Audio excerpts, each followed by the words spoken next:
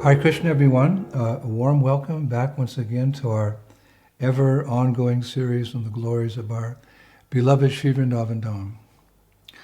Nama Om Vishnupadaya Krishna Pashtaya Bhutale Srimati Bhaktivedanta Swaminiti Namane Namaste Saraswati Deve Gauravani Pacharine Nivishesha Shunyavadi Pastita Deshatarine. All glories to Sri Prabhupada.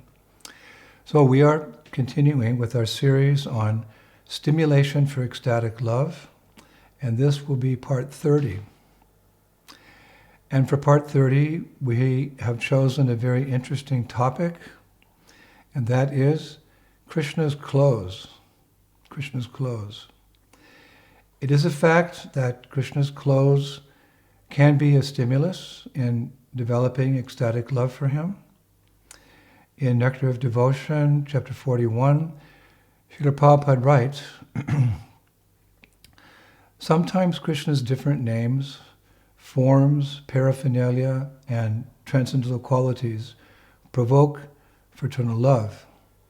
For instance, Krishna's nice dress, his strongly built body, the all-auspicious symptoms on his body, his knowledge of different languages, his learned teachings in Bhagavad Gita, his uncommon genius in all fields of endeavor, his exhibition of expert knowledge, his mercy, his chivalry, his behavior as a conjugal lover, his intelligence, his forgiveness, his attraction for all kinds of men, his opulence, and his happiness can all provoke fraternal love.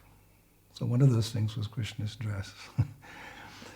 Now, for today's lecture, I had to do some extra research, and I found a lot of material in Srimad Bhagavatam, Vishwanath Chakravarti Thakur's Sarata Darshini, Gopal Champu, Harivamsa, Purana Vishnuparva 27, Sri Garga Samhita, Canto 5, chapters 5 and 6, the Brahma Vaivarta Purana, the Krishna Janmakanda section, Mahabharata, as well as a Shastra in the Vrindavan Research Institute in Vrindavan called Shringar Pranalika.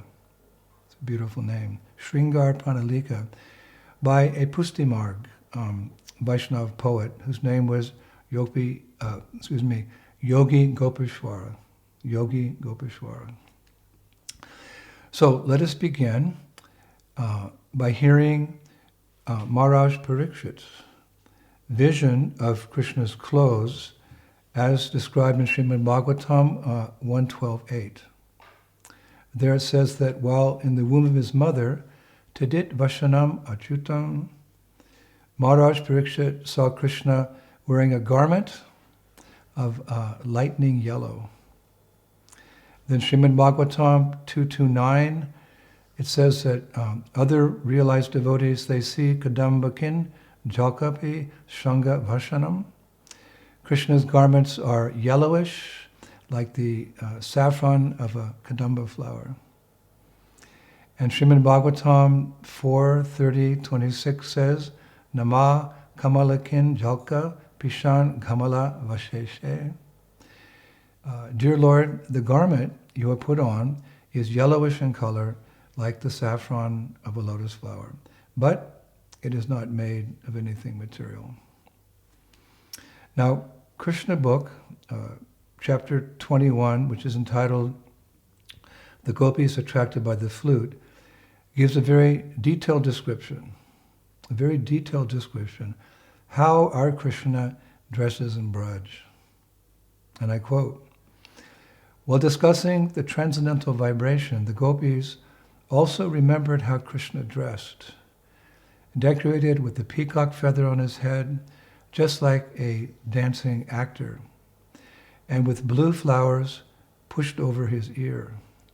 His garment glowed yellow gold, and he was garlanded by a Vajjayanti necklace. Dressed in such an attractive way, Krishna filled up the holes of his flute with the nectar emanating from his lips. So they remembered him entering the forest of Vrindavan, which is always glorified by the footprints of Krishna and his companions. So that's how Krishna dresses in Braj. So it appears that he dresses very simply in Vrindavan. Srimad Bhagavatam also confirms this in 10, 13, 11. There it said, Krishna is yagya bhuk, that is, he eats only offerings of yagya. But to exhibit his childhood pastimes, he now sat with his flute tucked between his waist, his tight cloth on his right side, and with his horn bugle and cow driving stick on his left. And Krishna himself, of course, refers to his preferred simple life in Vrindavan, in Srimad Bhagavatam 10:24-24, one of my favorite verses. I've quoted it many times in this lecture series. Nanaparo jana pada nagramya nagriya vayam vanat ashasya tata nityam vanashaila nivashina. Speaking to his father, Nanda Maharaj. My dear father, our home is not in the cities, towns, or villages. Being forest dwellers, we always live in the forest and on the hills. Shri Vrindavan Dham Ki. Nevertheless, there are times in Vrindavan when Krishna dresses more opulently. In Gopal Champu, Song 12, Text 5, Srila Jiva Goswami, he says, and I'll quote, very handsome and wonderfully dressed as a dancing actor, Krishna was like a regal cloud,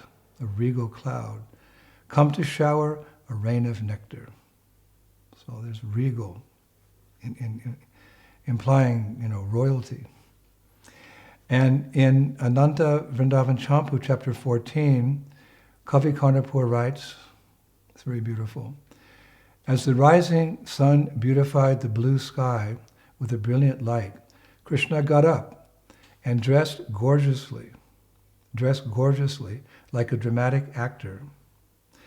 He, the ocean of elegance, appeared like a dramatic artist dressed in many beautiful, colorful garments. Now, Kavi Karnapur describes that was actually the day of Gopastami, the day when little Krishna began herding cows. Now on that day, we've discussed this pastime several times, but on that day, Mother Yasoda decided to dress Krishna up as what? Not a cowherd boy, but a prince in beautiful, colorful, silken clothes with a big, beautiful turban and all types of jewels. But as she was doing so, Krishna kept saying, Maya, this is not how cowherd boys are supposed to look. So she replied, Lala, everyone is talking about you going out with the cows now, so it has become a grand celebration. Thus, I must dress you accordingly. So when she finished dressing Krishna, she took him outside where all his cowherd friends were waiting for him. But as soon as the boys saw him, they all started laughing because they'd never seen him dressed like that before, as a prince, royalty. Shubal Shaka, he said, look at him, just look at him. And Raktaka said, yes, he's dressed like a prince to take care of cows. He's dressed like a prince to take care of cows. And hearing this, the other cowherd boys, they started rolling on the ground, holding their sides as they continued laughing. So the acharyas say that Krishna just stood there red-faced, much to the dismay of Mother Yasoda. Then suddenly all the cowherd boys hollered and they started charging forward and they tore off all of Krishna's princely clothes. Then they quickly dressed him up again as a simple cowherd boy. And the only ornaments he had then were his peacock feather, his stick for controlling cows, a little bugle for calling the cows, and of course, his vamsi, his flute. Vrindavan Krishna. And after the boys had dressed Krishna as a gopa, they all stood back and looking at their work, they said in unison, it's one of my favorite things. They all looked at Krishna and they said in unison, "That's our Krishna." That's our Krishna by Srila Prabhupada's grace. That's our Krishna. Cowherd boy in Braj. But from Mother Yasoda's efforts, it appears there are times that Krishna dresses a little more or a lot more opulently than normal. Gopal Champu also describes, I was reading how Krishna and his gopis, they would sometimes use bathing clothes, or there's descriptions how they had night dresses, a little more opulent. So that being the case, Sri Rupa Goswami writes in Ujjvala Nilamani 2.5 that Krishna has a dressing expert in the spiritual world. Krishna has a dressing expert who assists him in the spiritual world. In other words, he has a person who's expert in dressing him each and every day. Now, Rupa Goswami describes the technical name of this position in the spiritual world is Vita Sahaya. Vita Sahaya. And he says that Vita Sahaya is Veshopachara Kushala. Veshopachara Kushala, meaning this person is expert in clothes and dress codes. He's expert in clothes and dress clothes. And he assists in dressing Krishna. Nectar of Devotion, chapter 25, I found, states that sometimes Krishna even likes to dress himself nicely. There it's stated, a person who is very fond of dressing himself is called Lalita, or a meticulous dresser. This characteristic is found in Krishna in two ways. Sometimes he likes to decorate Srimati Radharani with various marks, and sometimes when preparing to kill demons like Aristasura, he takes care to arrange his belt very nicely. He's a meticulous dresser. We actually see Krishna in fancy or meticulous dress daily throughout the world in our ISKCON temples, where we dress Radha and Krishna in opulent clothes and ornaments, not as a simple cowherd boy or girl. The third verse of Guruvashtakam prayers says, the spiritual master is always engaged in the temple worship of Sri Sri Radha and Krishna. He also engages his disciples in such worship.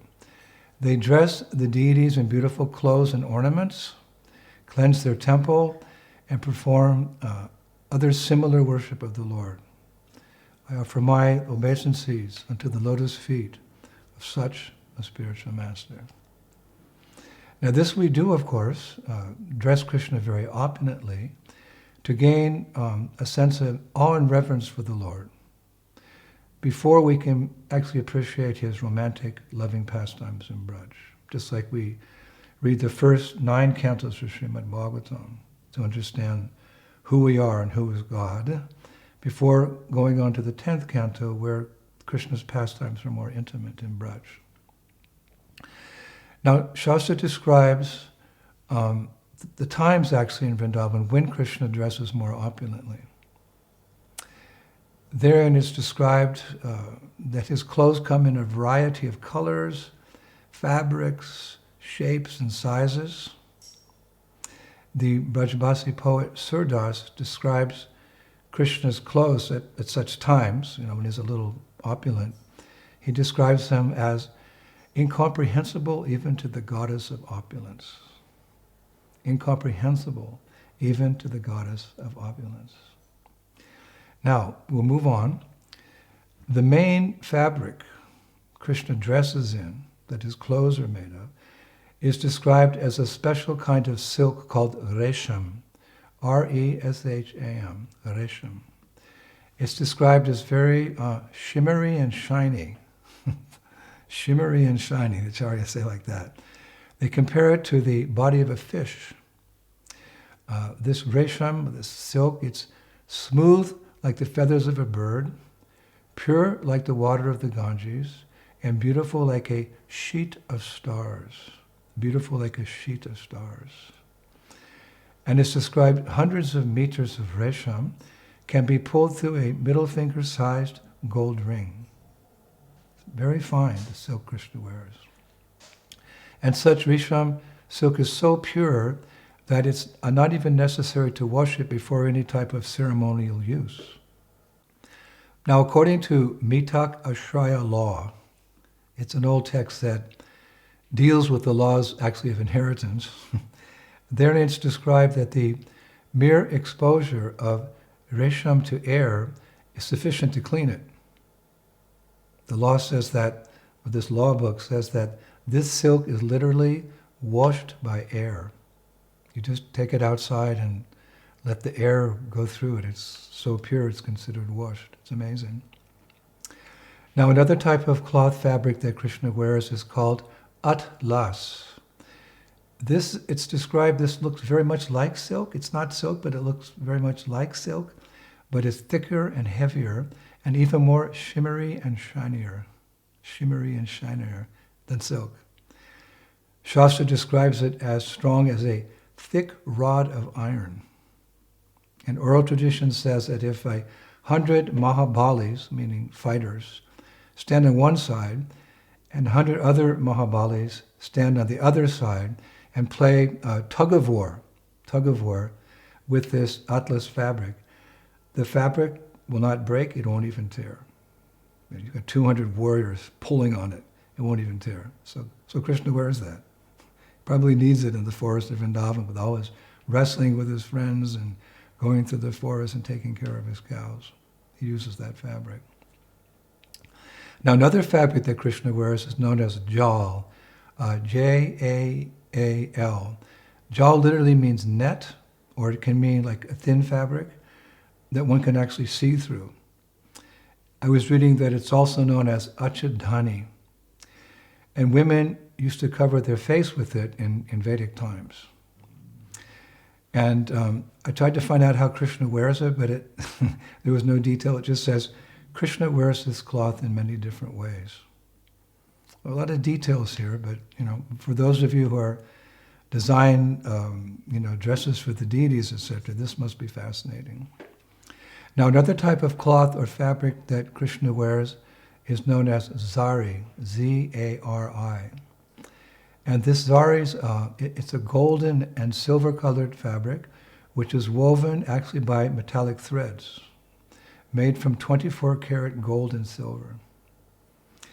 And one poet describes it very poetically. He says this fabric is like the sun at noon during summertime, the full moon during winter nights, jewels hanging on the breasts of Mohini Murti, and the ankle bells of the goddess of fortune, Lakshmi. Wow. I wish I could have some of that fabric for my deities. And there are details about that particular fabric. It says Krishna wears it on festival days. Now, just as a note here, there was a special fabric present at the time of Krishna called mal. It's two words, M-A-L, mal.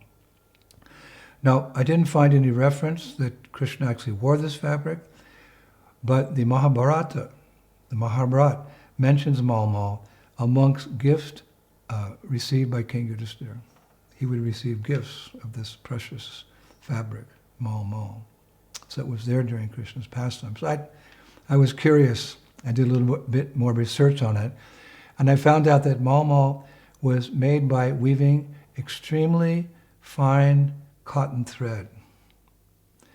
One poet attempts to describe it by saying, it's a little esoteric, the skin of the moon removed by the executioner's star would not be so fine.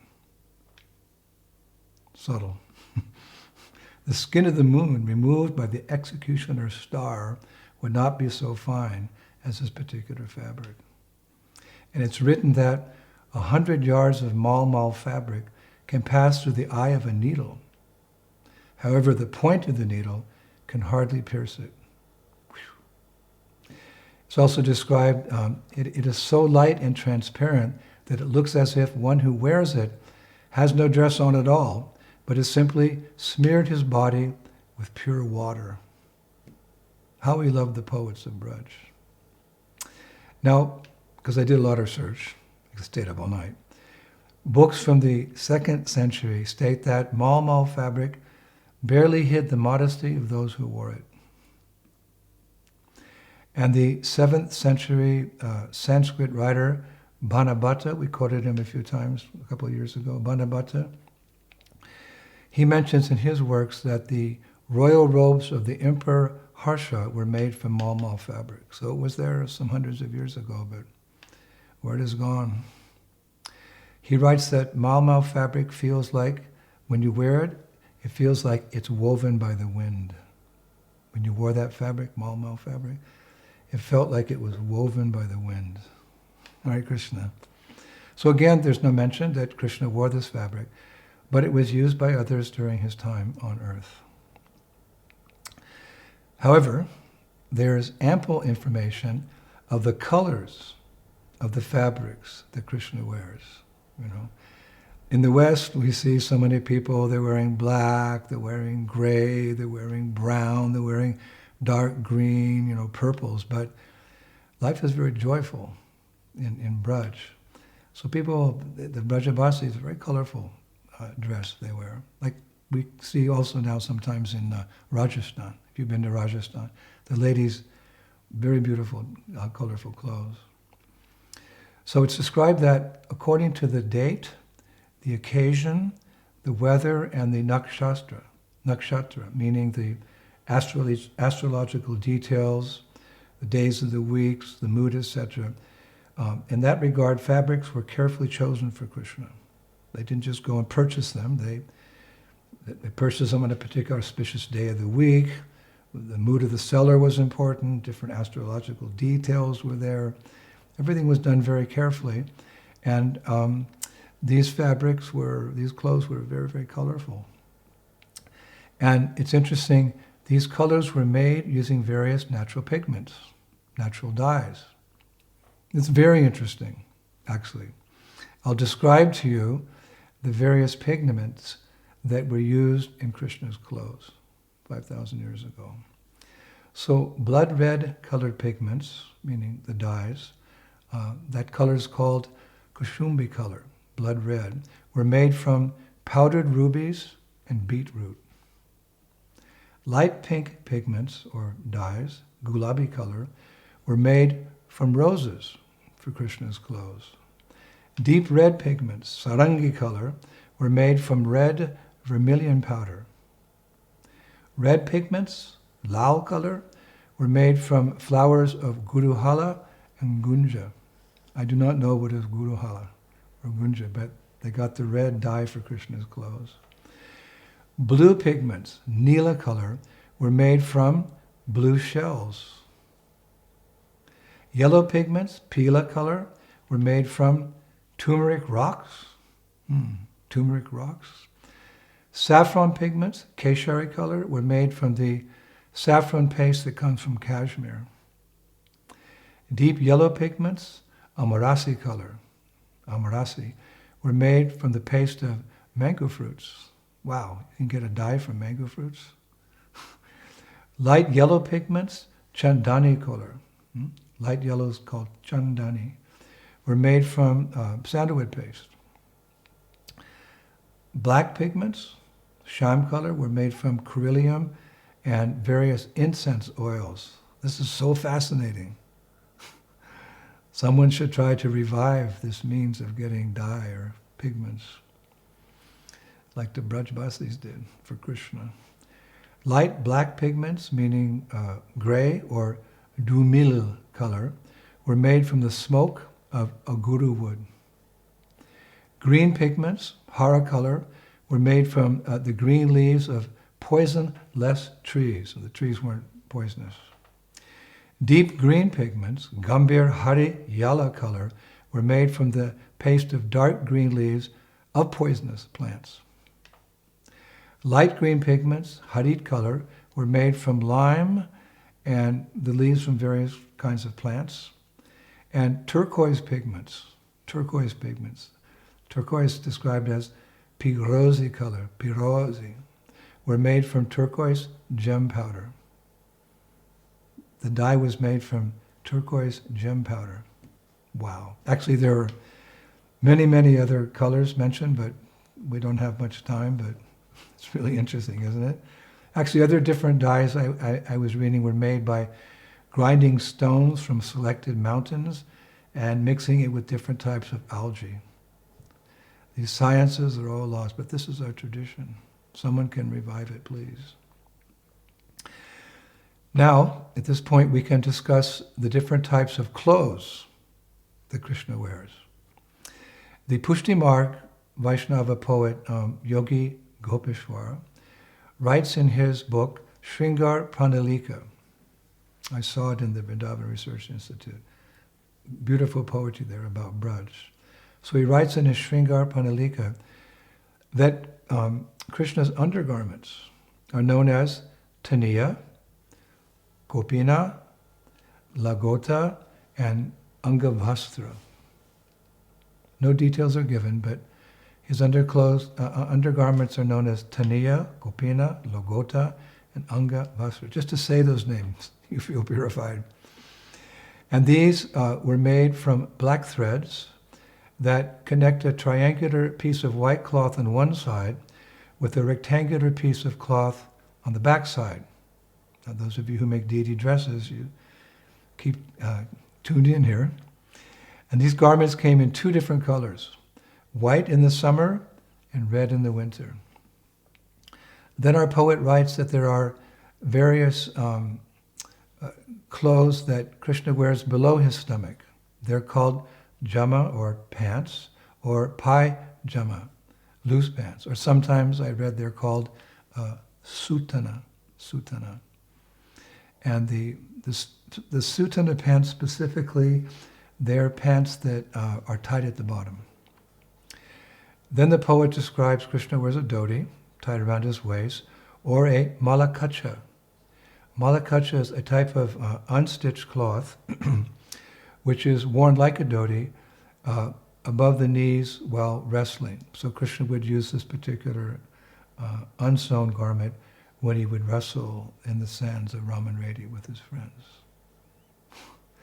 Then Jangiya, a type of short pants that Krishna wears when during his jalkeli, during his water pastimes. They're also known as pardhani. You know, he has pastimes in the waters with his friends, with the gopis, so he wears short pants during his jalkeli pastimes. Krishna also sometimes wears a long skirt, which is known as kanchani or kanchuki. Skirt with many frills of different vibrant colors, which he wears specifically during Ras Leela, during the Rasa dance. Or he also wears that skirt at official meetings in his father's, Nanda Maharaj's palace. He'll come dressed like that. Also Krishna wears adabhandan. Adabhandan. It's a triangular, long piece of cloth which he ties around his waist while playing. And sometimes he wears a mekhala or nandani, which is a short piece of cloth, which helps to tighten his already tight waistcloth.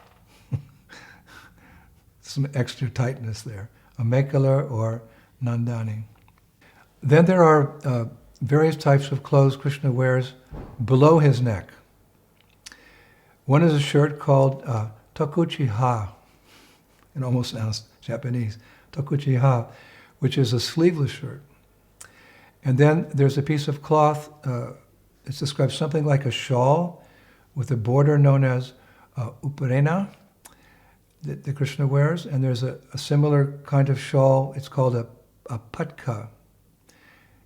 And this kind of shawl Krishna wears, we've never seen it, but it's there in Braj Leela. It comes in three different styles. Raja Sahi Patka, which is a gold woven embroidered shawl, which can be worn from the neck to the shoulders and hangs from the arms. Number 2, a rasa patka, which is smaller in size, which Krishna also wears during rasa dance, specifically to avoid the movement of the malas or necklaces around his neck. That's interesting. And number 3, a sofi patka, which is, in this case, it's very small in size, and which Krishna ties around his neck during wrestling with the boys to wipe off perspiration from his face. Wow, so much detail. Then the poet describes a big coat that Krishna sometimes wears, which is known as a vaga, V-A-G-A. And there's another coat that goes beyond Krishna's waist, talk about details of the Lord, known as a chakdhara vaga. And during summertime, Krishna sometimes wears a fatvi. It's a sheaveless jacket filled with cotton, and a sadhari, a full-sleeved jacket embedded with stones. During the winter, he wears a fargul. We discussed this last year in another lecture. It's a large and long bokomandi filled with cotton and silk threads. Then there's a piece of cloth in a triangular shape that he uses to tie his hair, as well as an extremely long cloth which he uses to tie his hair up and make turbans. As a meticulous dresser, he sometimes does it himself, or the servants do it, or Mother Yasoda does it. But this is a cloth they use in Braj. We can maybe use that cloth in dressing our deities. Such cloths, these different types of cloths, they come in silk, cotton, jal, and many other gold and silver zaris. Remember the zaris. Then, of course, there's the black woolen chadar. We gave a lecture on that last year, that Krishna uses, which is embroidered with gems and pearls. And remember, it's known as kamariya. And Krishna uses that woolen chadar during his cowherd pastimes. Then really interesting, Krishna has rumala, R-U-M-A-L-A. It's a handkerchief which comes in a variety of shapes like circles, triangles, octagons, and squares. Actually, one can often see the deities in Vrindavan's main temples dressed in an assortment of these clothes that we described, especially in winter. Not all of them, of course, but during winter, Krishna doesn't wear a dhoti and a sash. It's cold. So these type of clothes you'll see in Vrindavan deities in the wintertime. But of course, once again, during Krishna's pastimes 5,000 years ago, these types of fancy clothing we mentioned were used by Krishna only for special occasions. Generally, he walks barefoot around Vrindavan in a simple dhoti and a sash. These pastimes of royal dress, so to speak, are actually keli. Keli means fun pastimes, like we described, jal keli, pastimes, fun pastimes in the water. So these royal dress, they're all keli pastimes. They're not the norm, they're the exception. For variety, because variety is the spice of life. So Vrindavan's full of variety. I recently read about one of these fun keli royal pastimes described in several shastras. Actually, one pastime is described in several shastras, and each shastra gave a little bit more information about a royal pastime, a fun pastime. I thought I'd share it with you. The scriptures that I was reading, where I found it in, are the Astakaliya Lila Pada Vali, verses 97 to 99, the Preyo Bhakti Rasa Narva, Cowherd Boys, chapter 9, and the Krishna Nika Kumudi. Now, in those scriptures, it's described that once upon a time, Prabhupada uses that term several times in his books, once upon a time, the Cowherd Boys rose from their after-dinner nap and quickly woke up Krishna saying, Hari, just listen downstairs in the palace. Here at Nandagram, there's a big commotion going on. Performers are waiting for your arrival. There's going to be a royal assembly with lots of theater and dance, etc. Let's go quickly. So hearing this, Mother Yasoda had her servants dress her son in very royal attire. It was a royal occasion. Before having him join his friends and the audience downstairs. The idea was that Krishna would be sitting at the center of this royal assembly, so he had to dress accordingly. So Mother Yasoda's servants dressed Krishna in elegant royal robes. Then they tucked a jeweled dagger in the sash around his waist. They smeared sandalwood paste on his limbs, and they placed a Prince Regent's scepter in his hand. Then they tied Krishna's hair in a top knot and bound it with a red and golden string, and then they crowned all of that with a peacock feather. Well, peacock feather is always there. Finally, they placed a wreath woven out of tiny flowers on his head.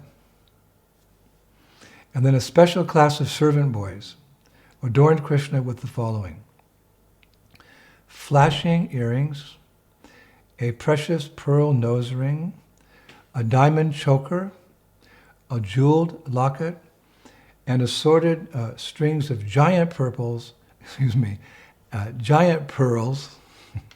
assorted strings of giant pearls, all from the royal treasure chest. Wow.